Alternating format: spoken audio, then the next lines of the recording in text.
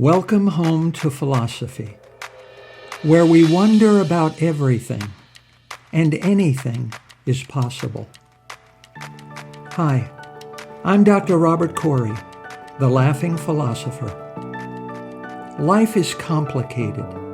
The world is complicated, and you are complicated. Figuring out how to live a happy, meaningful life, guided by wisdom and reason, is not easy.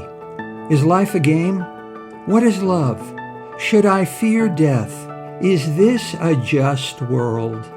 Almost from the moment of birth, you've been told how to behave, how to fit in, and how to fulfill other people's expectations. You fear that you will lack importance or cease to exist in the lives of others if you think for yourself and question the rules and roles you've been told define you. Wisdom and reason will remove this illusion so you can live authentically in the world around you, find your true purpose, and become your real self. Welcome to episode 88. Can you live better by letting go of you? The self is an empty costume, my friend, and it's time to undress it. Who are you, really? Is there something that makes you who you are? Would you be a better person if you stopped believing in who you think you are? David Hume, the 18th century Scottish Enlightenment philosopher, believed selfhood is just a fantasy. When I enter most intimately into what I call myself, he said, I always stumble on some particular perception or other. I can never catch myself. Nagasena, the Buddhist sage who lived around 150 before the Common Era, asked King Milinda, how did you come here? By foot or in a chariot? In a chariot, the king replied. Then explain, sir, what that is. Is it the axle, or the wheels, or the chassis, or reins, or yoke that is the chariot? The king replied, it is none of these things. Then, sir, said Nagasena, is it something else apart from them? No, said the king. Then, sir, Nagasena replied, there is no chariot. Nagasena, in this famous conversation, is not talking only about chariots. Just as none of the parts can be called a chariot, so too a person is nothing but sensations and perceptions and desires. None of these things is the human self, and nothing beyond these parts can be called the self. No separate, independent thing with some kind of unchanging essence at its core, called the self.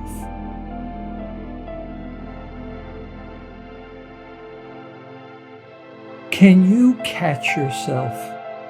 Look inside your own mind to find yourself. The thing you think of when you think about yourself. The thing the I thinks of when it reflects on the me. The thing that makes you, you. You always seem to be somewhere inside yourself, thinking, feeling, and choosing your behavior. Yet, if you search the contents of your mind, all you will find is a constant stream of ideas and beliefs, feelings and emotions, desires and expectations, and actions taken and experiences. All you find is a constant stream of sensations and perceptions. That is all. A bundle of sense experiences and perceptions and memories of sense experiences and perceptions. There is nothing else in your mind. And because none of these sense experiences and perceptions are you, you just assume that all of them flow from a single mysterious thing called you. And yet, when you look for this single mystery source called you, it just can't be found. There is nothing left inside yourself that you can identify as you.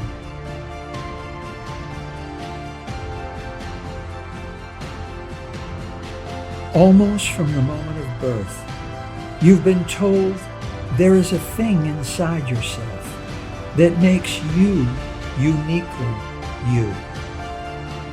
Why can't you find it?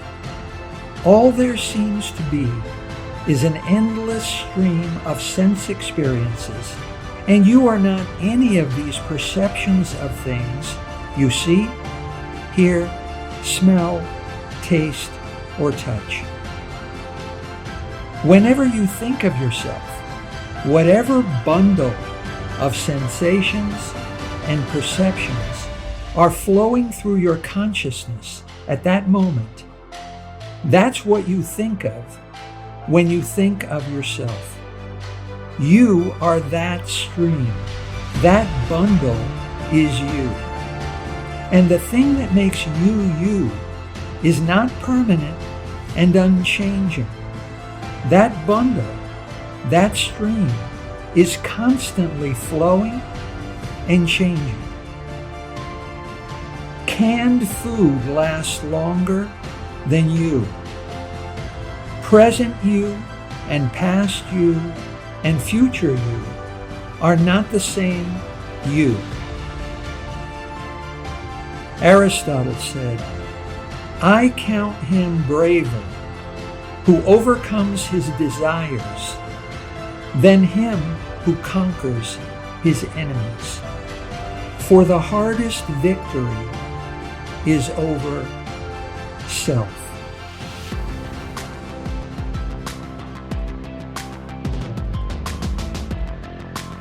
To know yourself, said David Hume, is to understand how your sense experiences and perceptions shape and define what you think of yourself. You are not any one of the sensations you see, hear, smell, taste, feel, or remember. You are just a label you attach to all of the images and sensations you experience from moment to moment.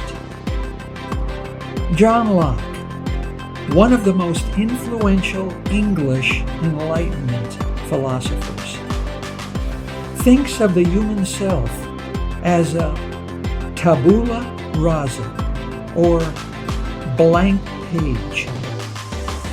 The Latin literally means scraped tablet.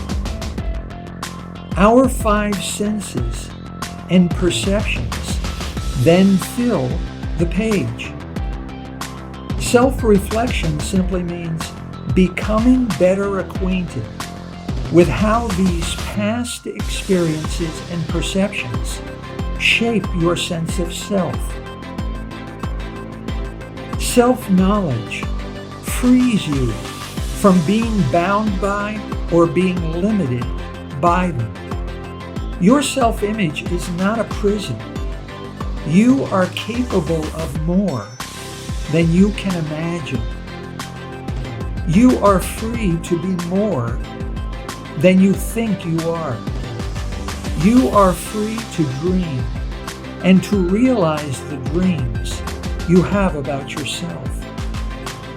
There is no permanent you to cling to. Don't hold on to something that's preventing you from being the best you can be. Don't hold on to something you need to give up on. Once you understand and accept that your self-image is just a constantly changing bundle of sense impressions, you can just let go of it. Stop dragging it along with you. It's just holding you back from realizing your full potential by chaining you to a fantasy of what you think you are. It's an unturned key. The self doesn't really exist. Not in the way you think it does.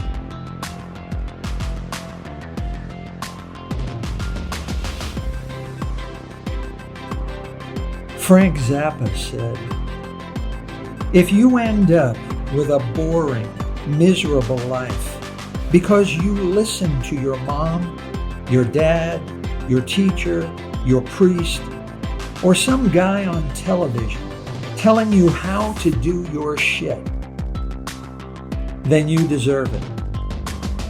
Almost from the moment of birth, you've been socialized, conditioned, and educated to believe in the reality of the human self. You were told to believe in a permanent, unchanging self. And you're not in control of your beliefs. You can't just decide to choose or not to choose to believe something.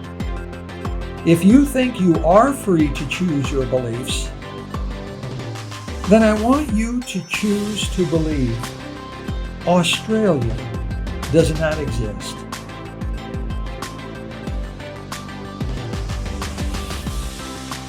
Time's up.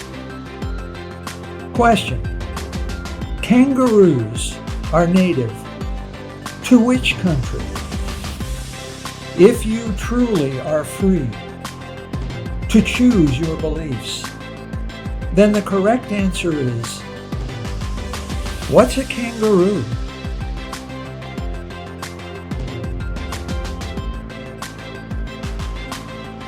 Nietzsche said, "There are two different types of people in the world. Those who want to know and those who want to believe.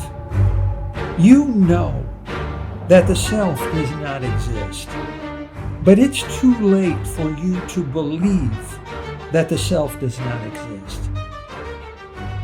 Nevertheless, through self-reflection and self-knowledge, you can learn to doubt the self in the way you believe it does exist. And this doubt will give you the freedom you need to be a better person and choose a better life."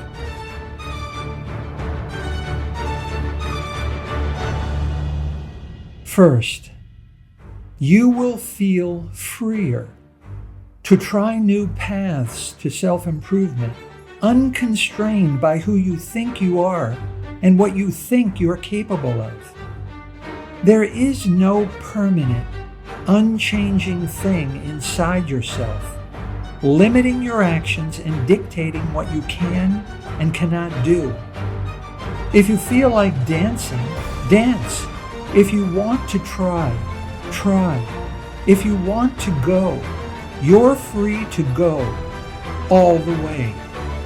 Who you think you are is an illusion shaped by past experiences.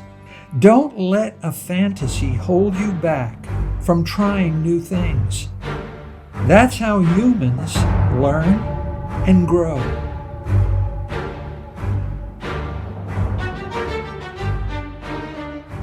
Second, you will be less obsessed with comparing yourself to others, less obsessed with popularity and reputation, and less obsessed with earning other people's acceptance and approval.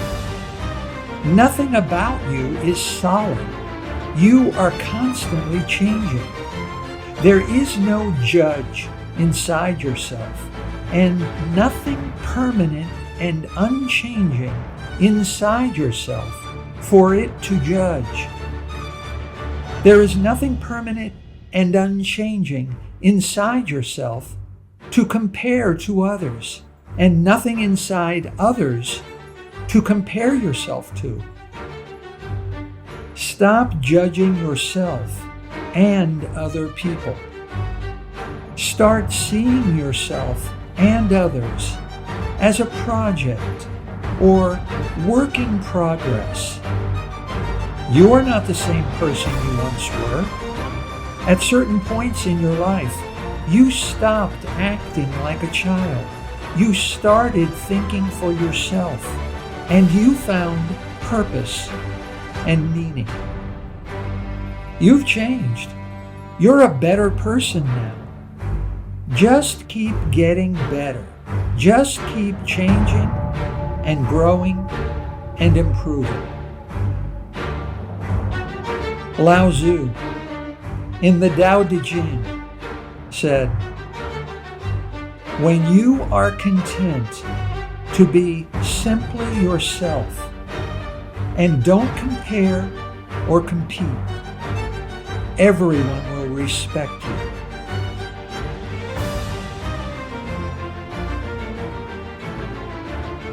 Third, selflessness will make you more humble, caring, and compassionate. You will feel more connected and relatable to everyone around you. You will be less self-centered, more open, and more generous. The self is only concerned with one thing: itself. Pleasing itself, protecting itself, sustaining itself. The self relates to everything in terms of what it means for itself. Good for you, bad for you, neither good nor bad for you. And so you react to everyone and everything you experience accordingly. If it's good, then possess and consume it. If it's bad, then attack and destroy it. If it's neither, then ignore it with preferred indifference. Selflessness will make you a better person. There is no chariot. Nothing is separating you from everyone else. You are not in competition or in conflict with anyone else. Everyone is interdependent with each other and with all things. Human nature and Mother Nature are not something to be feared, subdued, and controlled. Selflessness will open your mind and heart. Don't live your whole life without ever experiencing true friendship. And what is true friendship? There is nothing in it for you other than the relationship itself.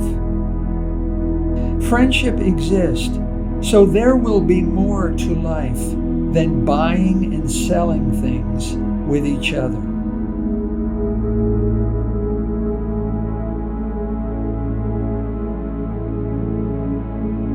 And fourth, the self's narrow and greedy self-interest forces me to choose between my happiness and well-being and the happiness and well-being of others. And everyone suffers.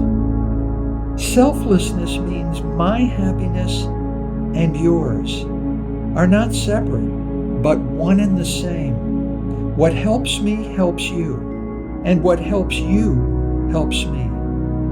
Whatever we do that is positive and virtuous benefits ourselves and each other. The most influential and powerful humans who ever lived, Confucius, Socrates, Siddhartha, Jesus, and Muhammad, were all known by their selflessness. There is a power inside yourself which you know nothing about.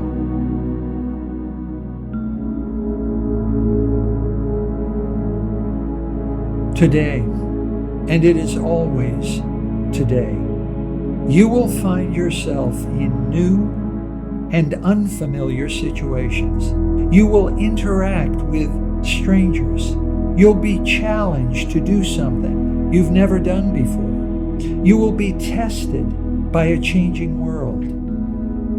Don't cling to the illusion of selfhood. Don't let it discourage or deter you from taking risks by embracing new experiences. You will only know what you're capable of when you're tested. A clinging person in a changing world will never know his full potential. Don't let your self-image hold you back. Let go, or be dragged. Break free of your conscious sense of self so you can adapt, evolve, and grow. Everything is always changing, and it's not the strong who survive. It's the durable.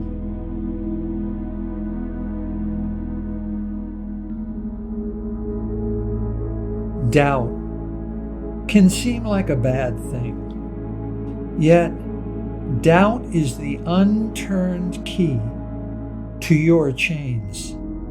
Doubt sets you free from falsehood and error and can be a powerful path to self-discovery and self-improvement. Do you sense in yourself an infinite ocean of unfulfilled potential?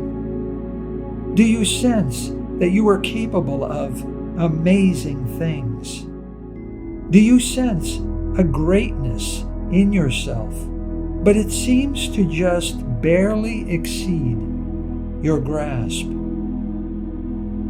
Allen Ginsberg said, "Follow your inner moonlight. Don't hide the madness."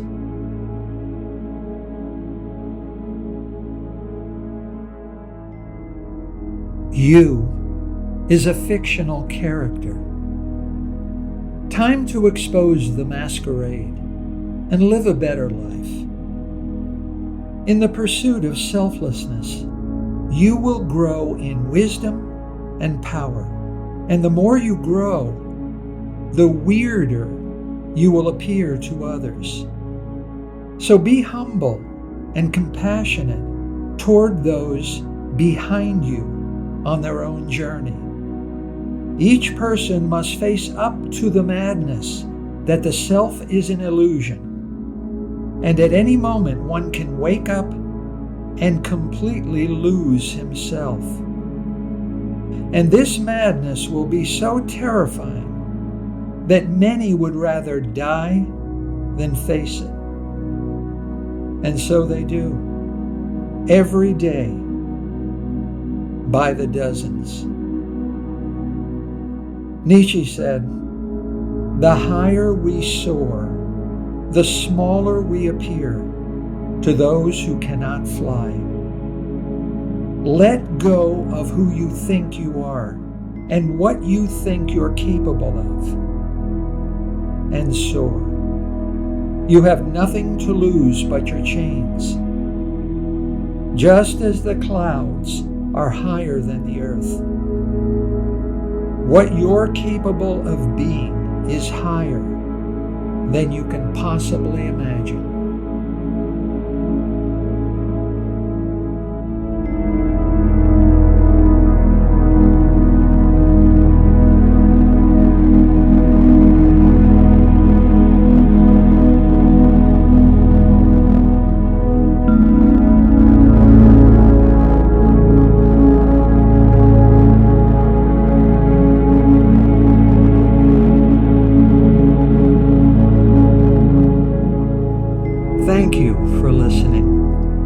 I hope you will take what you've learned and be a better person. Think for yourself. Question everything. Accept nothing that does not agree with your own reason and good sense. And I promise you, despite its sham and drudgery, you will get on pretty well in this crazy world. I'm Dr. Robert Corey.